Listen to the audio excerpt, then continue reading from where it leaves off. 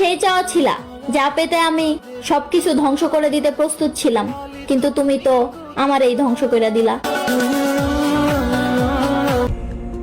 যদি কখনো দেখো বদলে গেছি আমি, তাহলে সেটা ভেবে নিও বদলে যাওয়ার কারণ ছিলে তুমি। তোমার অনেক ভালোবাসছিলাম,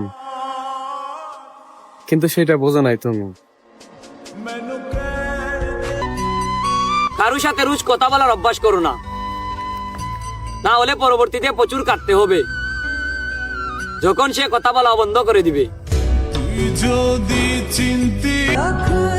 তোমার জীবনের শেষ অপশন হিসাবে তুমি আমাকে বেছে নিও।